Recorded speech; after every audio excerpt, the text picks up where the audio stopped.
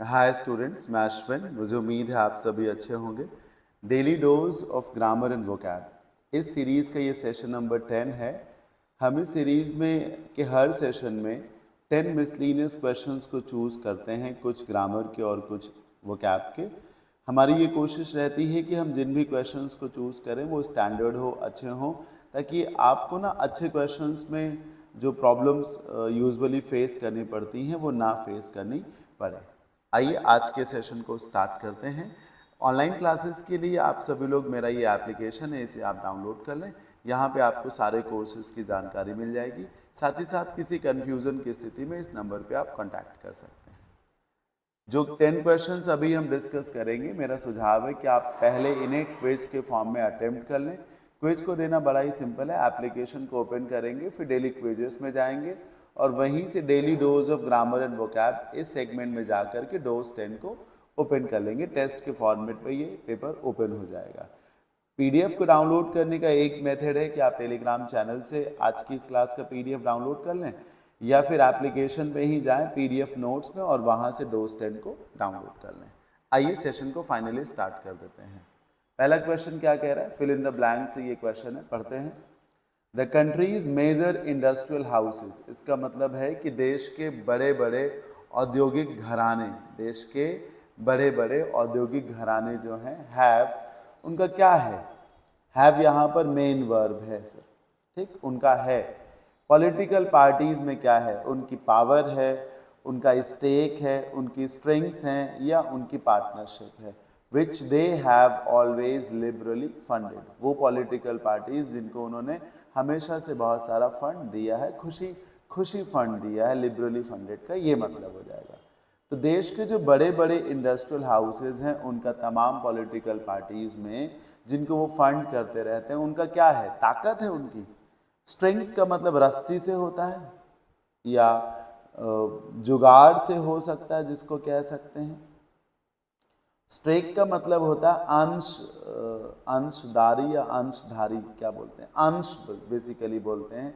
Partnership आप जानते ही हैं, क्या कहते हैं पार्टनरशिप को? साझेदारी माफ करिए, थोड़ा सा कभी कभी हिंदी के शब्द आने में दिक्कत होती है। देखिए सर, पॉलिटिकल पार्टीज में किसी के पास पावर नहीं होती सर। पॉलिटिकल पार्टीज में आपका स्टेक होता है, आप उसके स्टेक होल्डर्स होते हैं, आपका उसमें अंश होता है। अब ये अंश ऐसा नहीं है कि शेयर्स पार्टी के आपने ले रखे होते, नहीं, आपका उसमें इंटरेस्ट होता है, आपकी उसमें दिलचस्पी होती है, आप उसके भले बुरे के बारे में सोचते हैं। ये स्टेक होता है। जैसे देश के जितने भी लोग हैं वो देश के स्टेक होल्डर्स हैं, किसान स्टेक होल्डर्स हैं, young boys and girls stakeholders हैं, तो सबका अपना अंश है उसमें। तो इंडस्ट्रियल हाउसेस का तमाम पॉलिटिकल पार्टीज में एक स्टेक होता है, उनका एक अंश होता है। समझ रहे हैं? ये होगा, रस्सी या जुगाड़ नहीं होगा या ताकत भी नहीं होगी। Number 2, traders and businessman from Japan, Japan के जो व्यापारी लोग हैं उन्होंने क्या किया? हैव। अब यहाँ ये हेल्पिंग वर्ब है, यहाँ पे ये मेन वर्ब आएगी, वो भी थर्ड फॉर्म में। आप चॉइसेस भी देखिए, ऑप्शंस में सब जगह थर्ड फॉर्म है, चाहे वो एग्जॉस्टेड हो, कैप्चर्ड हो, सेंट्रलाइज्ड हो, अरेन्ड हो। सर अरेन्ड का मतलब तो ब्लेम करना है, ब्लेमिश करना, कीचड़ उछालना जिसको कहा जा सकता है, राइट। सेंट्रलाइज करने का मतलब होता है एक जगह इकट्ठा कर देना, सेंटर बना देना चीज़ों का। एग्जॉस्टेड का मतलब होता है खर्च करना या खत्म कर देना चीज़ों को, मतलब इतना यूटिलाइज किया गया, इतना उन्हें खर्च किया गया कि वो चीज़ एक तरीके से खत्म सी हो गई। और कैप्चर का मतलब होता है कब्जा कर लेना। देखो, या तो किले पर कैप्चर किया जाता है, या तो किले को और किंगडम को कैप्चर किया जाता है, या तो फिर मार्केट को कैप्चर किया जाता है। लिखा भी तो है कि वर्ल्ड मार्केट को उन्होंने कैप्चर कर लिया है ऑफ इलेक्ट्रॉनिक गुड्स।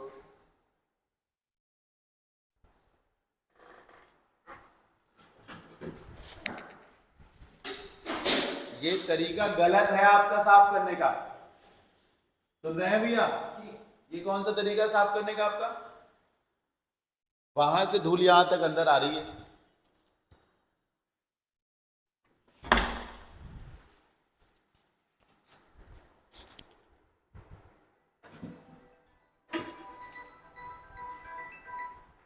सॉरी, हाँ, तो इन ट्रेडर्स और बिजनेसमैन ने क्या किया, जापान के जो बिजनेसमैन है, इन्होंने वर्ल्ड मार्केट पे एक तरीके से अपना कब्जा सा कर लिया है। कैसे? लो कॉस्ट स्ट्रैटेजी वाले जो इनके आइटम्स हैं उनको बना करके, तो मार्केट पे कब्जा कर लिया जाता है, इसीलिए कैप्चर हो जाना चाहिए। Number 3, our thoughts have a direct impact on our body. हमारे जो विचार हैं उनका हमारे शरीर पर एक सीधा असर पड़ता है। They have direct impact on our body and hence they crucially effect. ध्यान से देखिए, हेंस एक एडवर्ब है, इसके बाद आपने एक क्लॉज लिखी है जिसका सब्जेक्ट कौन है? दे, और ये क्रूशली भी एडवर्ब हो गया। आप हेंस को भूलिए, यहां से देखिए, दे एक सब्जेक्ट है, राइट? सब्जेक्ट के बाद एक क्रूशली वर्ब हो गया, एडवर्ब हो गया, ये वर्ब है। देखिए सर, सब्जेक्ट के बाद आपको वर्ब लिखनी होती है। मान लीजिए कभी ऐसा हो कि सब्जेक्ट के बाद एडवर्ब आ जाए, तो सर उस एडवर्ब के बाद वर्ब आएगी, तो यहाँ वर्ब होनी चाहिए। अगर आप नहीं जानते हैं तो जानिए कि ए वाला अफेक्ट वर्ब है और सर ई वाला जो इफेक्ट है ये एक नाउन है। तो आपको नाउन नहीं रखना चाहिए सर, वर्ब रखनी चाहिए, ए वाला अफेक्ट रखना चाहिए। इसकी एक ट्रिक भी है याद करने की, वो ट्रिक है कि आप एवेंज बोलिए या एवेंजर्स बोल दीजिए। तो जब एवेंज बोलेंगे तो ए वी आएगा, ए वी, ए से अफेक्ट, वी से वर्ब हो जाएगा, ए वी, ई एन, ई से इफेक्ट, एन से नाउन।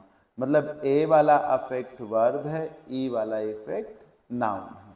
आपको यहाँ पर सब्जेक्ट के बाद वर्ब चाहिए, तो ई वाला इफेक्ट नहीं सर, ए वाला अफेक्ट लगाना चाहिए, ठीक? और इन थॉट्स का हमारे इमोशंस और हमारे फिजिकल वेलबींग पर भी असर पड़ता है। Number 4, there is no jigging, there is no objecting, there is no gainsaying, or there is no juggling the fact that traditions have a greater hold on public than anything else। ठीक, मतलब जो परंपराएं होती हैं उनका लोगों पर ज़्यादा असर पड़ता है दूसरी किसी चीज़ का।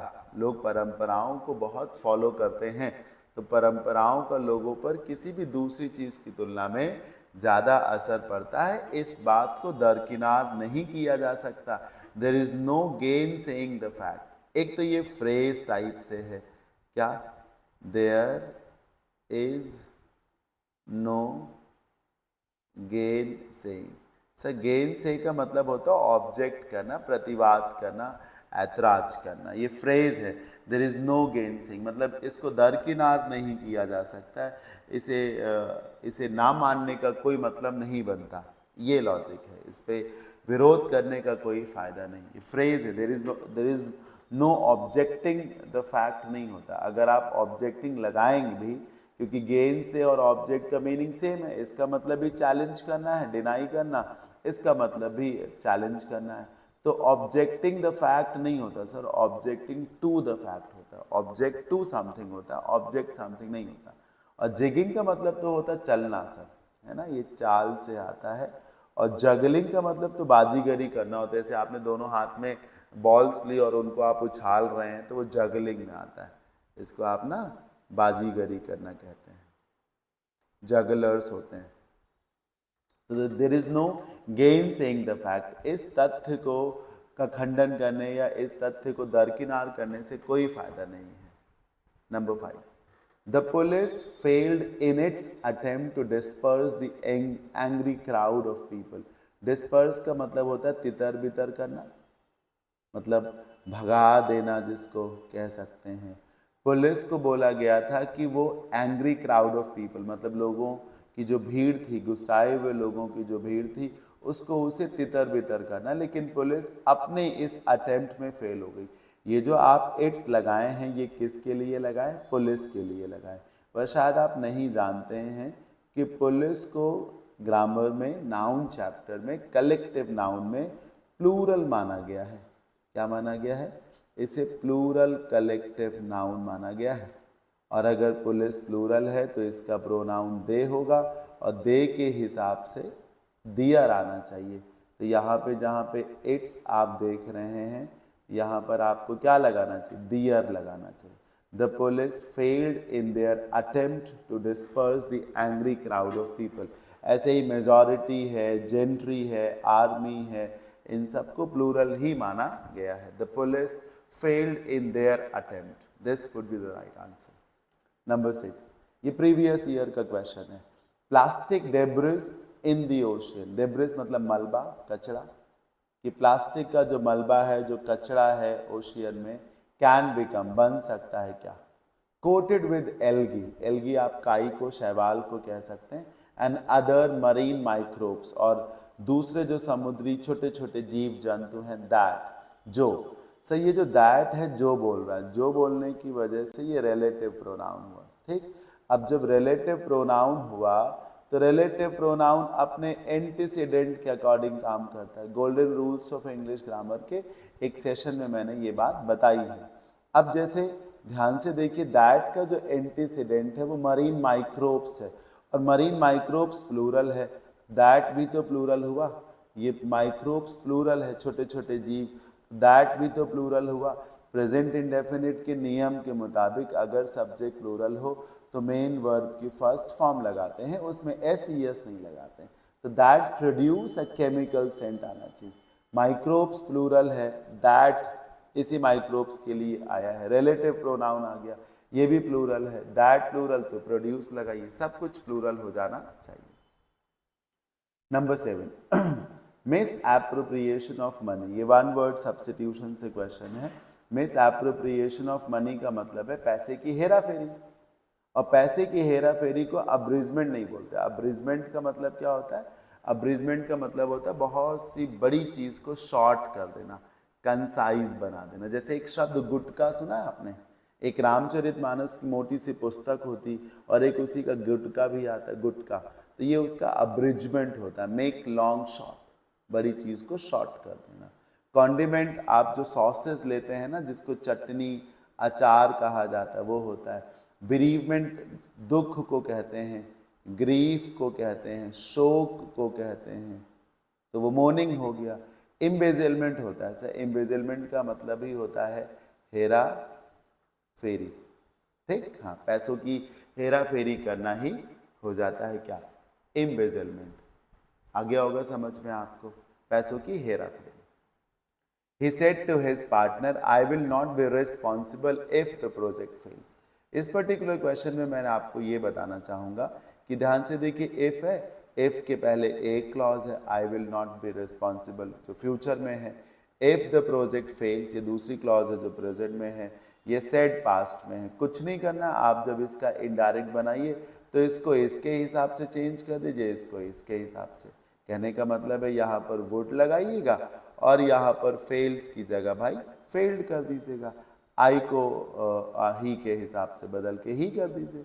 He would not be responsible, would not be responsible, ठीक है। इफ द प्रोजेक्ट फेल्स गलत है, इफ द प्रोजेक्ट फेल्ड सही हो जाएगा।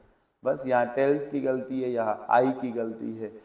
विल को वुड कर दीजिए, फेल को फेल्ड कर दीजिए। ऑप्शन नंबर बी सही है। 9 नंबर पे आइए।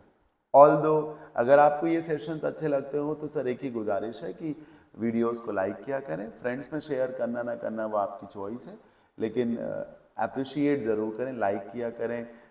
थैंक यू सर, ऐसा एक छोटा सा कमेंट भी आप कर सकते हैं।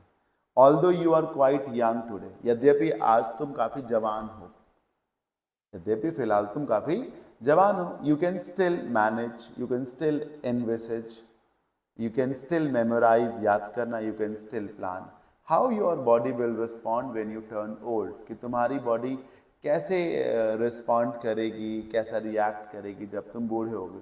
तो इसको मेमोराइज नहीं करेंगे सब, मेमोराइज तो पास्ट को करते हैं, याद नहीं करना। भविष्य का सोचना है, कल्पना करनी है, याद नहीं करना है। फिर भी तुम कल्पना कर सकते हो, सोच सकते हो कि तुम्हारी बॉडी फ्यूचर में कैसी होगी जब तुम बूढ़े हो जाओगे, तुम्हारा शरीर कैसे रिस्पॉन्ड करेगा। तो तुम क्या कर सकते हो, तुम प्लान कर सकते हो, तुम मैनेज कर सकते हो, मतलब हैंडल कर सकते हो, तालमेल बिठा सकते हो, या फिर एक तरीके से कल्पना कर सकते हैं, इन्विसेज कर सकते हो। मेरे हिसाब से तो इन्विसेज कर सकते हो।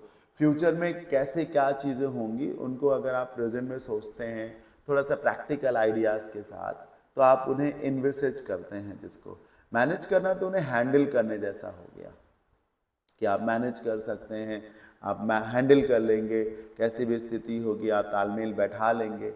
कुछ ये सेंटेंस ऐसा कह रहा है कि मतलब अभी तो आप यंग हैं, लेकिन आपकी बॉडी फ्यूचर में कैसे रिस्पॉन्ड करेगी इस चीज़ को आप अभी भी मैनेज नहीं कर सकते। अभी भी सोच सकते हैं कैसे रिस्पॉन्ड करेगी।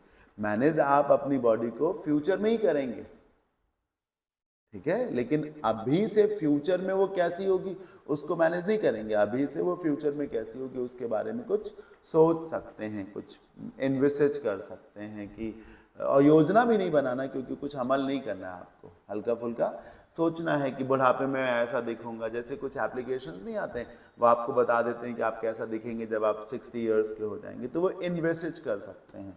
या आप यंग एज के हैं, आपने एक बूढ़े कपल को देखा तो आपने कहा हम लोग भी बुढ़ापे में ऐसे ही दिखेंगे, तो ये इन्विसेज हो गया, इन्विसेज हो गया। Number 10, David knew his mother's dislikes for pets. David को मालूम था कि उसकी माँ को पेट्स बिल्कुल नहीं पसंद है।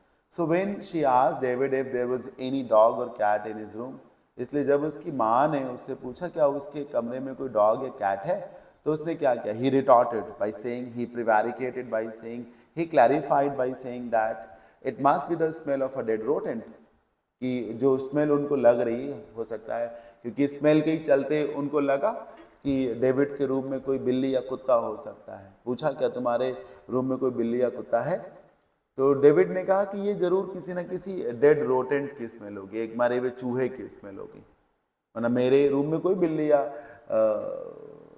कुत्ता नहीं है। तो उसने ये बात रिटॉर्ट करके कही होगी। रिटॉर्ट करने का मतलब होता है सर प्रति उत्तर देना। क्या होता है सर? हाँ, मतलब आंसर एंग्रीली, आंसर एंग्रीली या रिस्पॉन्ड एंग्रीली, प्रति उत्तर देना। क्लैरिफाई करना, स्पष्ट करना। रिस्पॉन्ड करना, जवाब देना। प्रिवारिकेट करने का मतलब जवाब देना है लेकिन टाल मटोल करते हुए जवाब देना। समझ रहे हैं ना, टाल मटोल करना मतलब सच को टहला देना। मेरे हिसाब से तो प्रिवारिकेट किया है। जब माँ ने पूछा, डेविड को ये बात मालूम थी। जब ये सेंटेंस शुरुआत में ये कह रहा है कि डेविड को ये बात मालूम थी कि उसकी माँ को पेट्स नहीं पसंद, फिर कहानी में उसकी माँ ने उससे पूछा, इसका मतलब कहीं ना कहीं स्टोरी आपसे कह रही कि डेविड के रूम में पेट्स थे, कैट या फिर डॉग था, और उसको मालूम था कि उसकी माँ को ये सब पसंद नहीं है। तो उसने इस बात को घुमा के बताया कि ये स्मेल जो उनको आ रही है वो एक डेड रोटेंट की हो सकती है। तो वो प्रिवारिकेट करने की कोशिश की, मतलब अवॉइड करने की कोशिश की, सच को घुमाने की कोशिश की एक तरीके से। जिन लोगों को प्रिवारिकेट का मीनिंग नहीं मालूम है वो वर्ड ऑफ द डे के सेशंस में जाएं। 100 के आसपास की किसी सेशन में मैंने प्रिवारिकेट वर्ड को पढ़ाया है, राइट। तो ये था आज का सेशन, होपफुली आपने एंजॉय किया होगा। किसी भी क्वेश्चन में कोई डाउट अगर आपको रह जाता है तो इस नंबर पे आप व्हाट्सएप करेंगे, आपको ज़रूर आंसर दिया जाएगा। ऑफलाइन क्लासेस अगर आपको करनी है English grammar vocab and comprehension की फॉर ऑल एग्जाम्स, तो मैं आलमबाग लखनऊ में फिनिक्स मॉल के पास पढ़ाता हूँ। यू आर मोस्ट वेलकम, आप आइए। आज के अभी के इस सेशन के लिए मैं इतना ही, और आप सभी को बहुत बहुत थैंक यू इस सेशन को देखने के लिए, एंड तक बने रहने के लिए। मिलते हैं नेक्स्ट सेशन में। Till then take care, bye bye, keep learning. जय हिंद।